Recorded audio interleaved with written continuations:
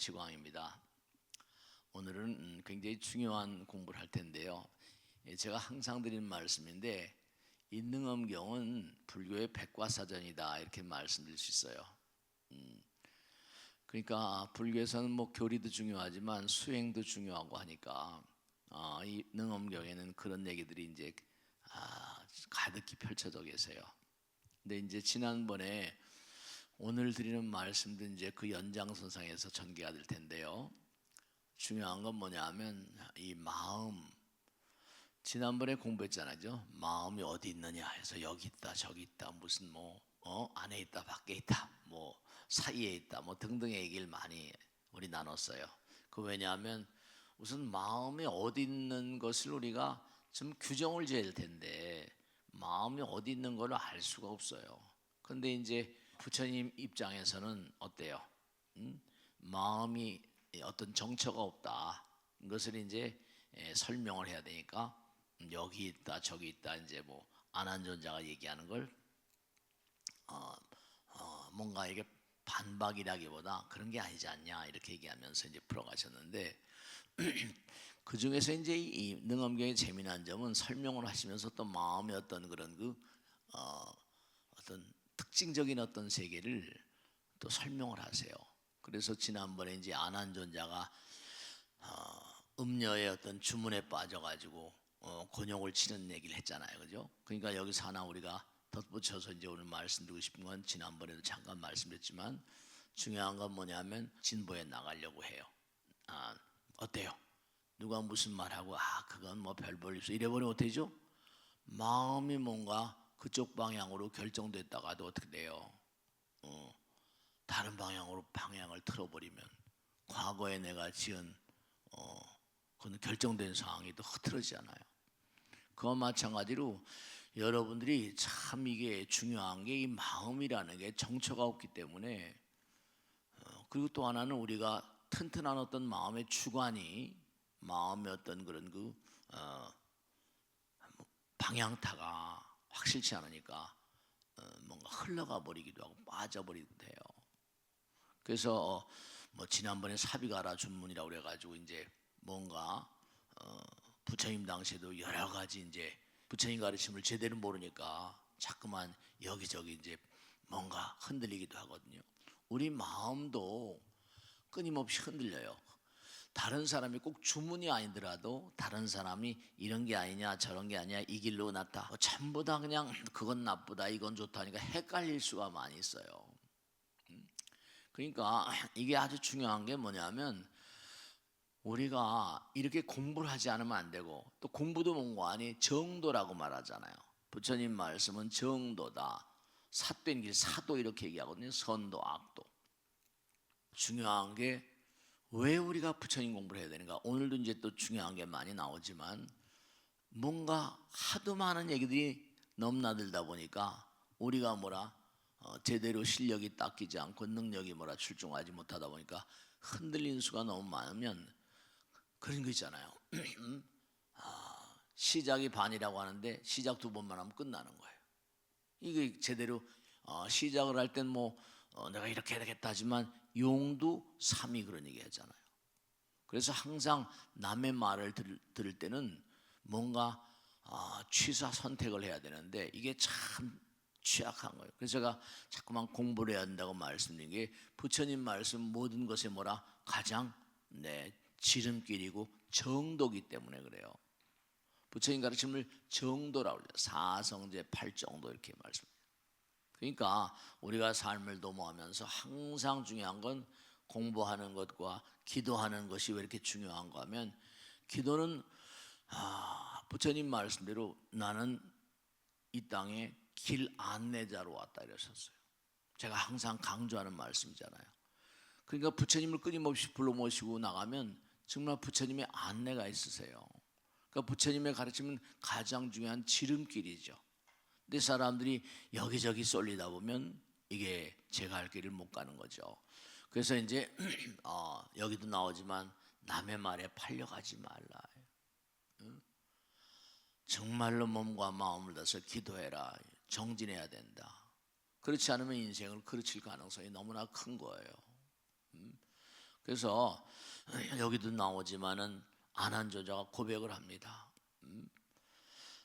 나는 출가해서 부처님께서 아난존자 사주니까 부처님께서 너무 귀여해 주시고 부처님 가르침을 많이 듣기만 했을 뿐 뭔가 제대로 수행이 닦여지지 않았으니까 뭔가 부정적인 어떤 그런 주문에 빠져서 뭔가 참다운 어떤 그런 마음의 세계로 나가질 못하고 그릇된 길로 갈 가능성이 너무나 컸습니다. 죄송합니다. 이렇게 참여하는. 그러니까 나에게 몽고하니 사마타 이른바 제대로 된 길을 좀 제시해 주시옵소서 이렇게 얘기하는 거죠. 근데 왜 우리가 자꾸만 공부를 해야 되는 거야? 이게 천재란 말이 나오는데 이 일천재 이른바 말하면 우리가 세상을 살다 보면 정말로 그래요. 언제 가도 말씀했죠. 감옥에 들어있는 그런 죄수들은요 자기가 악행을 했는지를 인정하지 않아요. 악인들은 뭐라 거기에 젖어 있으니까 내가 악행을 한 걸 인정하지 않습니다. 이런 걸 천재라고 뭐 천재가 아니라 천재라고 부르거든요. 일천재니 해가지고. 그러니까 우리가 세상을 살면서도 아나 너하고 말이 안 통해 이러잖아요. 그러니까 제가 항상 법당에 나와서 도반들과 같이 대화를 많이 나누고 기도하는 마음으로 살지 않으면 헷갈려 버리는 이유가 왜냐하면 너무나 자기가 가지고 있는 그런데 쏠려 사는 그런 사람이 너무나 많은 거 대부분이 그래요. 자기 주장만 펼치거든요. 그 경전에 응무소주라고 해서 어디 치우치지 말아라, 어디 머물지 말고 자기 집착에 빠져서 뭔가 그르치지 말라. 이 집착이란 말이 경전에 굉장히 많이 나오는 게 대부분의 사람들이 치우쳐 살아요. 그 여기 지금 나오는 게 뭐냐면 부처님께서 제발 올바른 길을 보이시오. 일천재 저희들과 같이 자기 주장에 빠져 있고 어리석은 그런 존재들을 뭔가 그 추악한 어떤 그런 뭔가 그런 지견으로부터 뭔가 해방시켜 주십시오. 그와 같은 지견을 깨뜨리게 해주셔서 그런 얘기를 지금 하고 계신 거예요. 아난존자가. 그래서 이제 뭐냐면 여기 지금 나오잖아요. 이와 같이 부처님께 말씀드린 다음에 몸을 땅에 던지시 엎드려서. 그러니까 우리가 중요한 게 공부를 하는 자세 같은 건 개수관음 대비주 그러잖아요. 머리를 조아리는 거예요. 자기를 비우고 버리는 거예요. 던지시 땅에 엎드려 가지고 목마를 때 물을 찾는 것처럼 정성을 다해서 가르침을 드리려고 했다. 그러니까 우리가 이제 부처님 경전을 공부하는 자세는 우리가 항상 얘기하잖아요. 나를 버린다고 그러잖아요. 그렇게 이제 부처님께 부탁을 하니까 이제 부처님께서 뭔가 하니 여기 그런 얘기가 나와요. 뭐가 나오는 거 아니? 정말로 우리가 사는 이 별나라, 그러니까 제가 언젠가도 그런 말씀이었어요. 그죠? 우리가 사는 별나라가 이 광활한 우주에 무량한 별들이 수도 없이 많아요. 그 별들 가운데 하나에 지나지 않아요. 먼 데서 보면 보이지도 않아요. 여기서 우리가 하늘의 별들을 볼 때 어디 캠핑이나 등산과 산에 가서 볼 때 그 정말 아름답게 떠 있는 별들이 무량한데 그 별들은 대충 다 태양 같은 별들이라는 거예요. 멀리서 보면 이건 빛을 받아서 빛나기 때문에 이거는 전부 다 항성이 아니라 행성이라고 그러거든요. 그러니까 중요한 게 뭐냐면 근데도 여기 사는 무량한 존재들은 전부 다 자기 주장만 펴잖아요. 전부가 다 자기가 잘났대요. 그러니까 부처님께서 항상 무아상이라는 얘기는 너무 잘난 체 하지 말라 이런 얘기거든요. 결국 아상을 너무 세우지 말라. 그러니까 냉정하게 따지면 여기 또 참 지금 말씀이 뭐냐면 시방의 티끌처럼 많은 국토들이 있는데 그 국토들이 뭔가 아니 멀리 떨어져 가지고 로켓으로 가기도 너무너무 힘든 그런 별들이고, 그러니까 우리가 가지고 있는 도구 과학이 발달해서 최첨단이다 뭐다 해서 그런 도구 가지고도 가장 가까운 데도 마음대로 못 가요. 그러니까 아주 중요한 게 뭐냐면 여기 나오는 게 뭐냐면 부처님 시방의 티끌처럼 많은 국토가 일시에다. 그 많은 별나라가 하나. 이게 이 경전을 공부할 때마다 열린 마음으로 공부를 해야 된다고 하는 것이 뭐냐면 그 많은 국토가 내 마음 가운데는 하나인 거예요. 그러니까 우리가 사는 세계는 유한이라고 말하지만 무한의 세계가 있거든요. 그 유한이라는 건 뭐냐? 한계가 있는 거지만 우리 마음, 지난번에 계속 능언에서 마음이 어디 있느냐, 여기 있느냐, 저기 있느냐 이렇게 얘기했지만 결국은 다 틀렸다고 하는 거 아니에요. 그러니까 우리가 정말로 안타까운 건 여기서 살면 앉아있는 사람들과도 말이 안 통해요. 근데 우리가 유한의 세계를 뭔가 이겨내버리면 무한의 세계와 통하니까 그래서 우리가 기도하는 거예요. 기도하는 마음이 되면 뭔가 하니 여러분들이 뭔가 뭐 생각이 잘 안 나거나 기억이 안 나요. 그게 뭘까 하는데 똘꼬독 어느 순간에 뭔가 해답을 얻는 것처럼 똘꼬독 답이 떨어지거든요. 그런 수가 있어요. 지성이면 감천하는 것처럼 여기 지금 나오는 게 부처님의 위실력으로 무량한 불국토가 한 세계처럼 하나의 세계가 되게 하셨다 이렇게 내가 한도 끝도 없는 별나라가 있지만 그 별나라는 우리 눈으로 보이는 거지 이유가 아닌 거예요. 근데 마음의 눈이 있고 심안이 있고 영안이 있고 또 다른 뭐 천안이 있고 막 이러거든요. 여기 나오는 건 뭐냐면 부처님께서 이제 설명을 해주려고 이제 딱 중생들에게 이렇게 그 당시 부처님 제자들에게 얘기하려고 하니까 시방의 티끌처럼 많은 국토가 일시에 다 몽고하니 하나처럼 돼가지고 부처님 법문을 든다는 거예요. 그 제가 항상 드리는 말씀이잖아요. 겐스강의 모래와 같이만한 삼천대천세계를 칠보로 가득 채워서 보셔야 한다. 그건 우리 개념이에요. 그것보다 부처님 말씀 한 말씀 전하는 공덕이 뭐라? 그런 것들을 능가한다고 나오잖아요. 그 왜 가능할까? 뭐냐, 부처님 말씀은 그러니까 항상 잊지 마세요. 부처님 말씀은 이 우주와 하나가 되는 가르침이니까 칠보 우리가 아는 보배 같은 거하고 극락세계도 보배가 있대요. 근데 보배가 그냥 널려 있다는 거 아니에요. 우린 다이아몬드 한쪽만 가지고도 뭐 몇천만 원씩 가고 이러는데 그러니까 꼭 생각해야 될 게 다른 게 아니라 광활한 우주가 하나가 되는 그런 어떤 그런 세계를 우리가 평상시에도 부처님 말씀 공부하게 되면 사람들은 그러거든요. 어디 가거나 누구에게 존경받고 싶어요. 존중받고 싶어하고 누구나 귀중한 존재로 뭔고하니 대접받고 싶어요. 근데 사람들이 아무나 귀중한 존재로 대접하지 않잖아요. 그건 왜 그러냐면 그 사람의 말과 생각과 행동이 귀중한 것처럼 여겨져야 되잖아요. 그 사람의 말 한마디에도 뭐라? 네, 저 사람은 참 정말 뭔가 쓸만한 그런 얘기를 하는 것 같다. 이렇게 귀중한 어떤 말과 생각과 행동. 그러니까 당장 간단히 설명드리면 내가 상대방에게 뭐예요? 뭘 베풀거나 상대방을 정말로 내 몸처럼 생각하거나 나와 하나처럼 생각할 땐 그땐 내 말이 어떻게 돼요? 내 말이 달라지잖아요. 상대방을 뭔가니 한 몸처럼 생각하면 말 한마디도 달라지고 자세, 아까도 머리를 조아린다 그러잖아요. 선수에게도 개수관음 대비주 이렇게 나오죠. 뭐 개수관음 머리를 조아린 사람은요 이게 아무렇게나 조아리는 게 아니에요. 왜냐하면 원력 홍심 상호시야. 원력이 큰 사람, 원대한 사람들은요 상대방을 함부로 대하지 않아요. 그 사람들이 다 부처님의 아들 딸들이니까. 남을 아무렇게나 대하는 사람은 자기도 별 볼리는 사람이에요.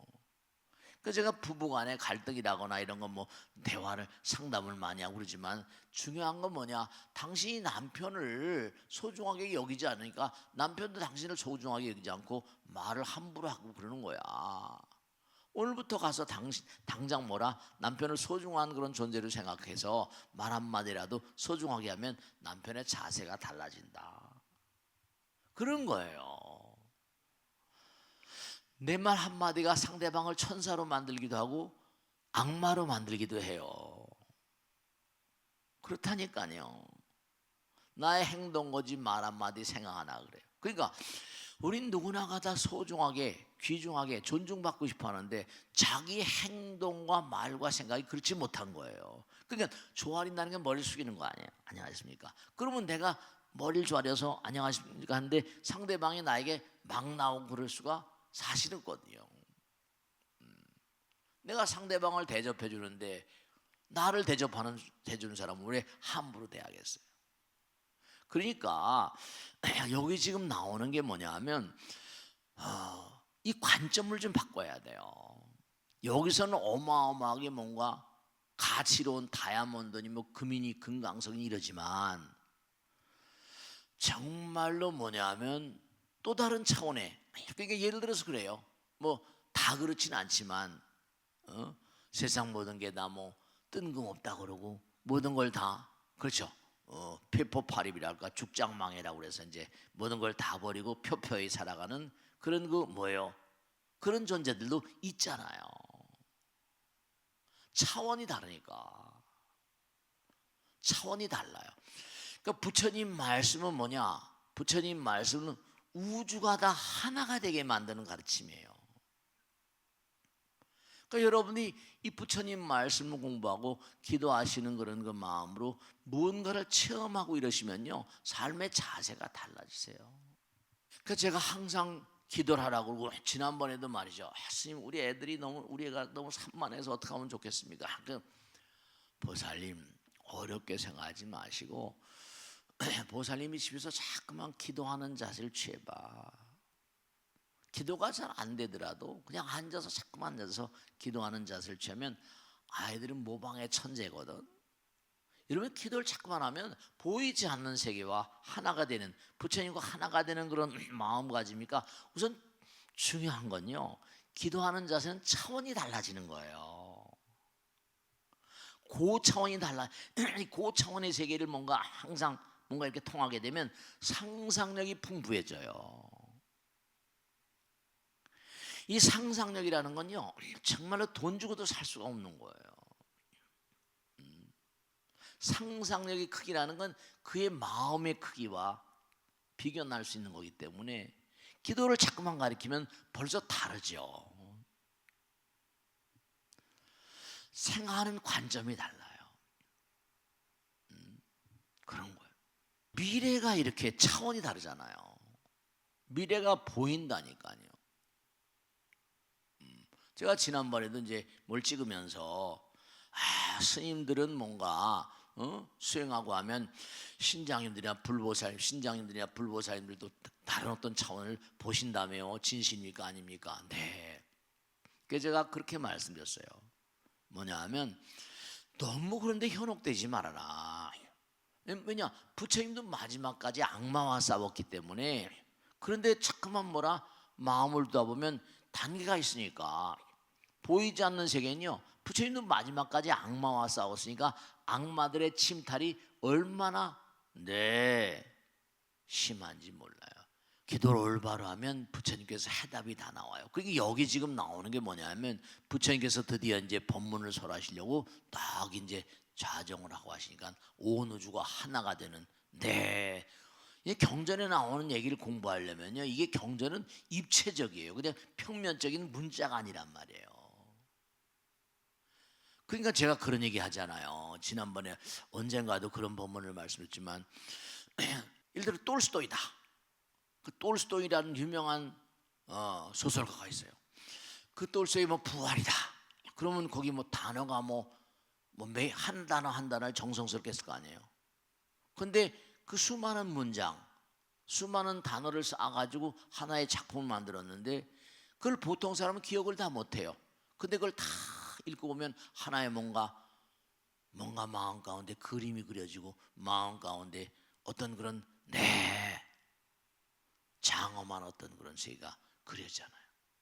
뭔가 보이는 세계의 문자라거나 이런 걸 초월하는 어떤 세계를 우리에게 선물한다니까요. 그러니까 그게 이제 이게 뭔가 아니?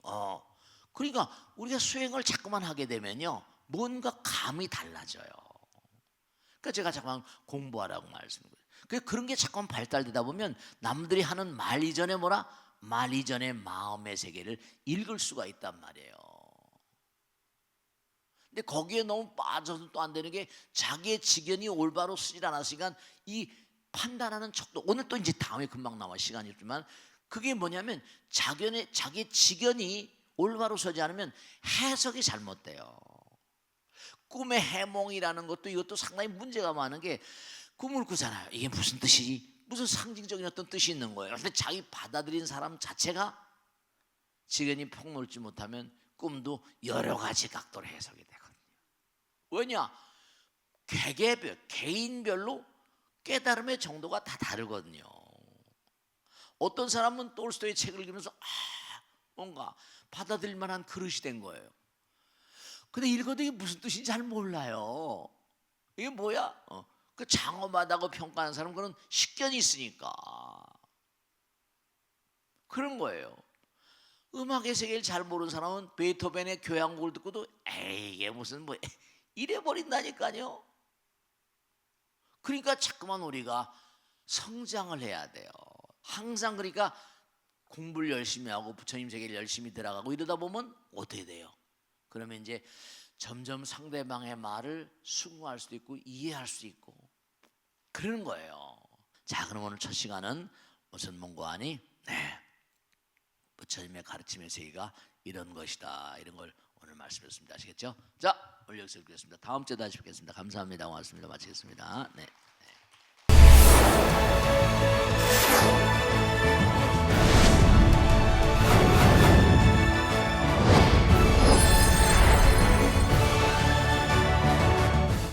안녕하십니까? 소통대통의 지광입니다.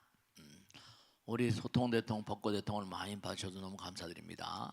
항상 좀 날씨도 덥고 하지만 꼭 당부드리겠는데 마음을 좀 가라앉히고 지금 뭔가 주변에 공원 같은 게 있으면 푸르른 어떤 숲속에 좀 걷고 하다 보면 마음이 푸르러지잖아요. 그죠?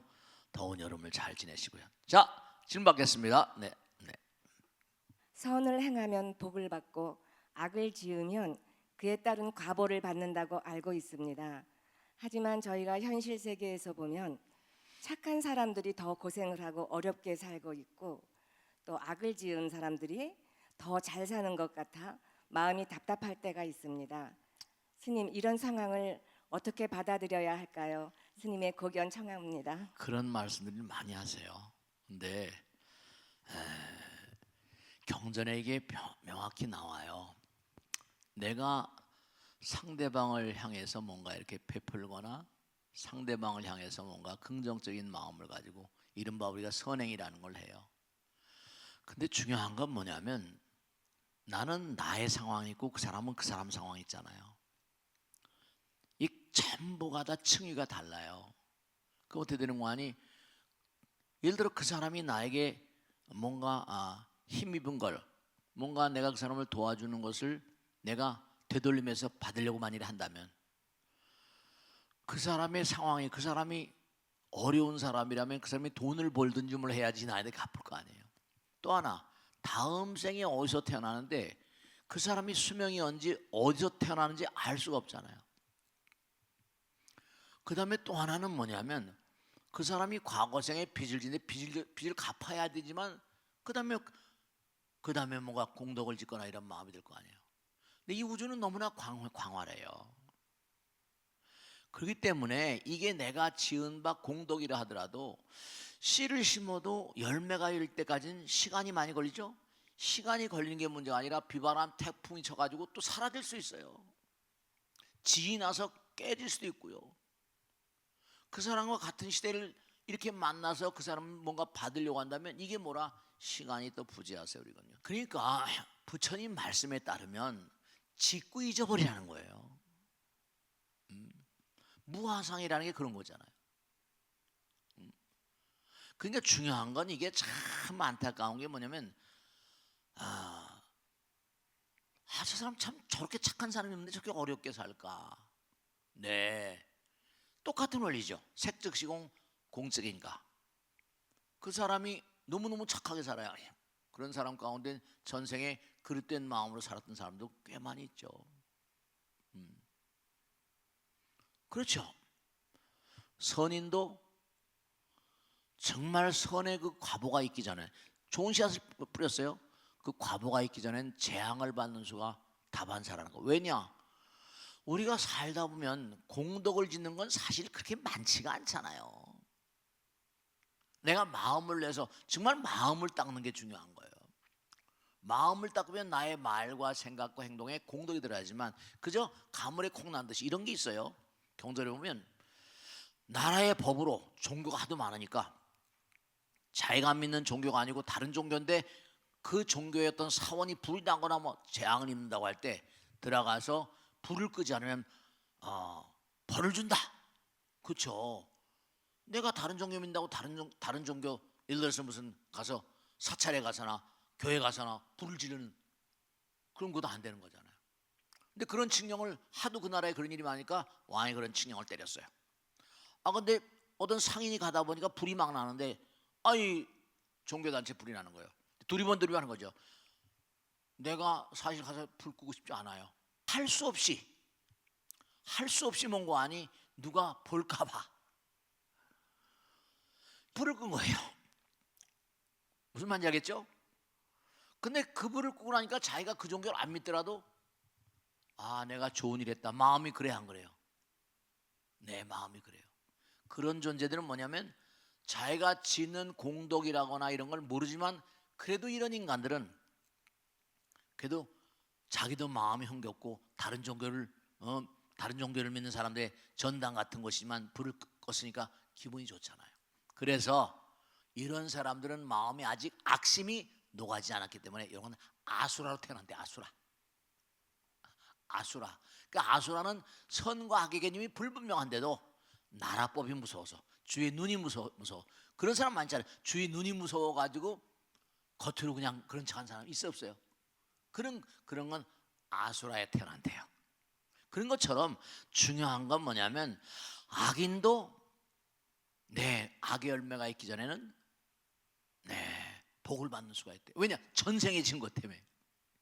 아수라도 뭔고하니 그걸 불을 갖다가 그냥 끄지 않으면 뭔고하니 공덕을 진 거잖아. 그것도 공덕은 공덕이잖아요. 그러니까 우리가 세상을 살다 보면 어쨌든 분명한 사실이 남을 위해서 보통 사람 많은 사람들 위해서 공덕을 지어야 되는 건 당연한 거예요. 근데 부처님 말씀대로 관삼년 청정이라고 주는 사람 나도 잊어버리고 받는 사람도 잊어버리고 내가 주는 물건도 잊어버리고 다 잊어버려야 된다. 이런 경전에 나와요.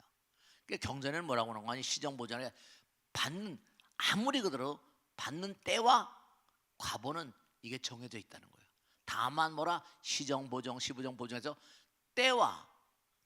시때죠. 과보가 변경될 수가 있다. 때가 변경될 수가 있고 과보가 빨리 받기도 하고 늦게 받기도 하고 그 다음에 이른바 말하면 그 과보가 뭔가 늦을 수도 있고 빠를 수도 있고 그렇게 된대요. 그렇지만 분명히 받게 된다. 그러니까 때와 과보가 이동이 가능해요. 이동이 가능합니다. 아시죠? 그러니까 항상 주고선 잊어버리세요. 그럴 때 이제 뭔가니 이게 웬 떡이야. 기분이 좋은 일들이 벌어져. 네. 그러니까 마지막으로 말씀드리면 내가 누구한테 짜장면을 사줬어요. 근데 짜장면을 사줬는데 그 다음에 잊어버린 사람은 그 친구가 내 짜장면 얻어먹은 친구가 뭐라 저 친구는 마음이 참 후덕해 이랬단 말이죠. 근데 짜장면 사주고 웬만한 어제 짜장면 사줬는데 왜 안 사주냐 이래버리면 뭐라 얻어먹은 사람이 자식 되게 째째 이런다니까요. 그러니까 이 세상 만상이 죽어도 잊어버린 사람들은 공덕을 쌓아가는 거예요. 아시겠죠? 자, 다음 줄 받겠습니다. 네. 스님, 저희 자식이 40이 넘었는데도 아직 제자리를 못 찾는 것 같습니다. 이뤄놓는 것도 없고 앞으로 뭘 해야 할지도 잘 모르겠다고 합니다. 예전에는 나름 꿈도 있었는데 지금은 그냥 하루하루 버티는 느낌이라고 합니다. 계속 이렇게 살아도 되나 불안도 큽니다. 스님, 저의 자식이 어디에서 있는 걸까요? 유명한 가수가 있어요. 이 사람은 여러 가지로 상황이 나쁘니까 그래도 노래를 어릴 때부터 좋아해가지고 버스킹이라는 것이 버스킹 있죠, 그죠? 그 편한 그런 거리에 와서 악기 놓고 그냥 노래를 부르고 버스킹을 한 거예요.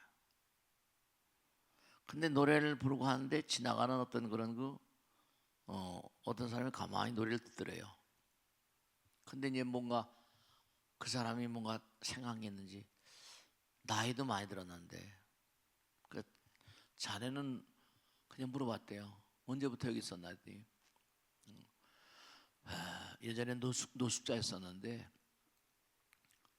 어떻게 노래를 우연히 부르다 보니 노래를 불러주다 보니까 버스킹하면 돈이 들어온다고 한 푼 두 푼이라도 그럼 이렇게 노숙자로 살지는 않겠지 않겠냐고.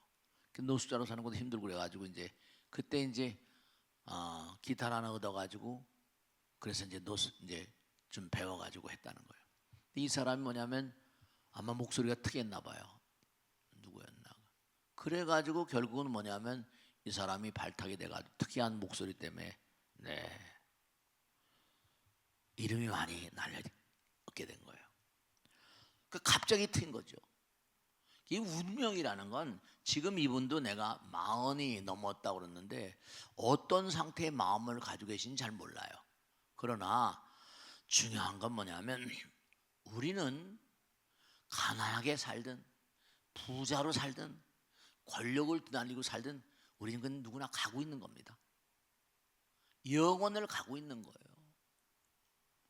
우리 누구나 다 영혼을 가고 있는 겁니다. 그 사람이 고통 중에 있다 하더라도 그 사람도 가고 있는 거예요. 그 사람도 고뇌가 많을 겁니다. 그러니까 무슨 40이 넘어서 힘들다고 해서 막 저렇게 사냐 이러지 마세요. 저 같은 중생도 생각해 보세요. 그전에 한번 말씀드렸지만 암담한 때가 있어요. 암담한. 정말로 암담하고. 근데 산중에 살 때는 뭐냐면 흘러가는 구름 그 다음에 푸르디푸른 수목 속에서 이렇게 살다 보니까 뭔가 그래도 풍요로웠던 것 같아요. 근데도 뭐냐면 암담하고 이제 앞으로 어떻게 살지? 그 언제가 때가 되겠지. 이분도 40이 넘고 뭐 했다 하더라도 그렇죠. 우린 마음 가운데 하나님이 계시든 부처님이 계신 거 아니에요. 그래서 40이 넘어서 고통이거나 아니건 간에 그것도 다 수행입니다. 그러니까 저도 그런 심정으로 살았는데 이렇게 또 여러분 모시고 또 이런 길이 열지는 또 꿈에도 몰랐죠. 여튼 너무나 우연 아닌 뭐 인연 필연 이렇게 생각하지만 지나고 보니까 다 이게 뭔가 짐지어진 길이고 부처님께서 나라 왕만 이뻐하겠어요? 권력자만 이뻐하고 재벌만 이뻐하겠어요? 아니에요. 우린 다 부처님 아들 딸들이니까. 그 나이 40이 돼서 무슨 뭐 제자리를 못 찾은 것 같다. 저는 이분한테 꼭 말씀드리고 싶은 게 있어요. 꿈도 있는데 꿈도 있었는데 그냥 하루하루 버티는 겁니다. 아니에요. 지금도 당신은 가고 있습니다. 불안해하지 마세요. 불안하지 마시고 뭔가 꼭 당부드리겠는데 근데 부처님 잊지 마세요. 기도하는 마음이 좀 되시면 기도하는 마음으로 살아가시면 분명히 뭔가 아니 부처님께서 길을 일러주실 게 분명합니다. 저도 그랬으니까요. 그 뭐 이런 예들은 비일비재합니다. 완전히 폐인이 살다가도 그러니까 항상 잊지 않으셔야 될 건 인생 자체가 잘 살건 못 살건 무슨 장애가 있는 채로 태어났건 아니건 간에 노숙자라 하더라도 고통받는 그런 사람들 그 나름대로 가고 있는 거예요. 꼭 무슨 잘 살고 못 사는 게 아니라 고통 가운데 전생에 업장을 녹이고 있는지도 모르고요. 그러니까 그분한테가 다른 건 다 놔두고 기도하는 마음을 잊지 말고 가봐라. 그냥 무슨 버스킹 하다가도 스타가 되기도 하고 여러 가지가 있을 수 있습니다. 자살의 능선에서 다시 기회를 잡아가지고 일어나는 사람도 있고 그러니까 그냥 항상 한 생 없는 셈 치고 한번 노력을 해보든지 그렇게 한번 살아가시는 거예요. 알겠죠? 자, 다음 줄 받겠습니다. 네. 스님, 불철에서 5계를 지키는 노력하지만 현실에 쉽지 않을 때가 많습니다. 예를 들어 화가 나면 거짓말이 나가고 때로는 사소한 거짓말도 하게 됩니다. 이런 흔들림 속에서도 5계를 잘 지키기 위한 마음가짐이 있을까요? 네, 좋습니다. 수고하셨어요. 이제 개 문제인데요. 중요한 건 뭐냐면 뭐 보살개다 개가 문제가 아니라 우리 마음 가운데 우리를 끊임없이 채찍질하는 존재가 있어요. 우선 개라는 건 어떻게 받아들여야 되는 거 아니? 이 광활한 우주는 부처님 나라예요. 우리가 양심이라는 게 다 있잖아요. 양심 없는 사람 있어요? 양심에 털이 나서 그렇지 말고 양심이 다 있어요. 그러니까 사람들은 가책이란 말 써요. 가책, 양심의 가책, 가책감, 스스로가. 그 다음에 중요한 게 또 뭐가 있는 거 아니? 내가 뭔가 죄를 지면요, 죄책감이라는 게 있어요. 분명히 있잖아요. 그 다음에 또 뭐가 있는 거 아니? 죄를 짓는 건 둘째 쳐놓고 내가 충실하지 않잖아요. 뭐 양심의 가책은 둘째 쳐놓고 내가 뭔가 해야 될 일을 제대로 못했어요. 그 옛날에 선조들은 참 좋은 말들을 많이 만들었어요. 자책감이 들어요. 스스로를 자책망합니다. 양심의 가책, 자책감, 죄책감 보면 우리 마음 가운데 분명히 누군가 있는 거예요. 근데 중요한 건 죄를 짓거나 이게 참 중요한 건데 스스로 불충실하거나 양심의 가책을 느낀다거나 그렇지 않은 사람들하고 그런 사람하고 차이점이 뭐냐? 이게 분수령의 문제예요. 제가 이거는 교도소에서 오래 일하시는 분들 말씀을 들어서 뭐냐면 여기 앉아 계신 분들도 내가 뭘 잘못했어요. 남편이나 아내나 누구에게나. 그때면 꼭 거기다 뭘 붙인다? 물론 잘못했어요. 근데 변명을 답니다. 변명. 핑계를 달아요. 지가 이랬으니까 내가 안 그럴 수 있냐? 이런 식으로. 중요한 건 잘못한 건 잘못한 거거든요. 변명이라는 건 그건 뭐라? 아성에서 나온 거예요. 변명은 모두가 다 자유고집. 그러니까 중요한 건 감옥에 있는 죄수가요, 악행을 했잖아요. 근데 계속 신문하다 보면요, 이 악인들이, 죄인들이 자기 악을 절대로 인정하지 않는다는 거예요. 참 그 얘기를 듣고 제가 그런가. 자기가 죄인이면서도 죄를 인정하지 않는 거예요. 무슨 핑계를 대고. 그 냉정하게 따지면 우리는 감옥에 가 있지 않지만 우리들도 뭐라? 죄인의 속성을 가지지 않았다고 말할 수가 없어요. 그래서 제가 분명한 사실은 뭐냐? 왜 자꾸만 기도를 강조하는가 하면 내가 약사랩을 관세음보다 부르잖아요. 그럼 적어도 내가 눈을 감겨놓고 부처님의 눈을 감겨놓고 부처님께 뭐라 장막을 씌워놨던 그 마음이 눈을 열려고 애를 쓰는 거거든요. 자꾸만 기도하는 마음으로 인해서 나의 마음 가운데 양심이 살아나고 자책감을 통한 자기 어떤 이거 자기, 왜냐 부처님 마음이니까, 기도는 업장섬이니까, 선근의 증장이니까 뭔가 그러면서 자기 마음의 문이 열린단 말이에요. 이거 내가 잘못했구나. 죄책감도 드러나고. 그래서 중요한 건 개라는 건 뭐냐? 양심의 소리를 문자화 시켜놓고 적어도 말씀이죠. 제가 요즘에 느낀 게 뒷산을 이렇게 이제 걷다 보면, 맨발 걷기 하다 보면 개미들이 너무나 많더라고요. 지난해도 마찬가지지만. 근데 그 고물고물한 개미들이요, 하나도 빈말에 수십만 마리씩 움직여요. 너무너무 많더라고요. 근데 정말로 옛날에 경전에 나오는 것처럼 스님들이 이름을 그 짤랑짤랑 지팽에다가 옛날에 스님들이 짤랑짤랑 방울을 달고 다녔어요. 왜 달고 다니는 거 아니? 도망가라고. 소리를 도망가라고. 근데 참 그게 가다 보면은 개미를 안 밟을 수가 없죠. 그렇잖아요, 그죠?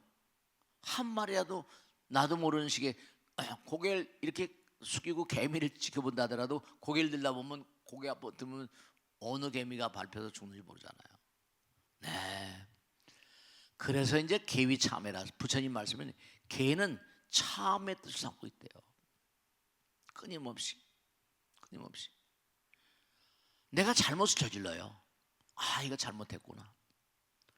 그러니까 항상 제가 법회 때마다 가끔 말씀드리잖아요. 어느 나라 왕이 나가서 사냥하고 생물 죽이는 거예요.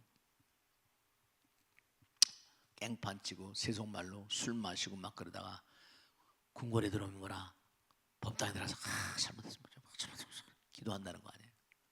그러니까 뭐라 신하들이 보기에 매일 그러니까 하루 이틀에 나가서 일단 또 술 먹고 그러니까 신하들이 뭔가 아니 대왕폐하 제발 좀가 사냥을 하거나 술 마시지 말든지 아니면 또 뭔가 아니 돌아서 참여나 하든지 말든지 매일 나갔다 그러고 또 저희들이 뵙기가 명구스럽습니다. 그래서 그렇잖아요. 왕의 채통이 뭡니까? 이랬다는 거 아니에요? 그랬더니 가서 가마솥에 뭐라 물을 끓이라고. 가마솥에 펄펄 물을 끓여라. 펄펄 끓는 물에 가락질 집어넣었어요. 현명한 왕이었던 거예요. 가락질 먹고 가락질 꺼내와. 뜨거워서 꺼낼 수 있어요. 못 꺼내는 거죠. 녀석들 어리석은 녀석들. 장작개비를 뽑고 불타는 장작개비 뽑고 냉술 갖다 뿌려. 그러니까 장작개비 뽑고 냉술 뿌리니까 어떻게 꺼낼 수 있잖아요. 너희들 말대로 내가 나가 사냥하고 술 마시고 할 땐 펄펄 끓는 물 같다. 왕궁에 들어와서 잘못했습니다. 잘못해 비는 건 뭐라? 그건 뭐냐면 냉술 붓고 뭐라 장작개비 뽑는 것 같으니 어찌 공덕이 되냐 할 수 있겠냐? 어떻게 생각하냐? 이랬다는 거 아니에요. 그러니까 우리가 삶을 살아가면서 다반사로 죄를 짓습니다. 우리도 이게 업장 때문에 왔으니까 부처경에 보면 나오잖아요. 사바세에 태어난 중생들 가운데 10명 가운데 9명은 다시 악도로 간대요. 다시 악도로 간답니다. 1명 정도가 여기 다시 태어나거나 1명 정도가 그 사이 그 10명 가 1명 정도가 좋은 데로 가거나 두 가지래요. 9명은 악도로 간다는 거죠. 그러니까 여러분이 전 항상 이 우리 9명에 들어있는 게 아니냐 그런 생각. 그건 잊지 마세요. 그러니까 매일매일 뭐라 참회하는 마음으로 기도하는 거예요. 참회하는 마음으로 내가 이런 거니까 좋은 일을 하루에 좋은 일을 몇 번이나 해요? 공덕을 몇 번이나 하셨습니까? 이게 밥 먹듯이 그냥 기도하는 거예요. 약사를 한 3번 밥 먹듯이. 그러니까 우리가 세상을 살다 보면 길하는 건 정말 중요한 거예요. 모범을 삼고 최선을 다해서 자기 성실의 모범으로 살고 충실하게 그렇게 살고 그런 마음으로 사는 분들이 이 세상 그런 나라대로 밝히는 거예요.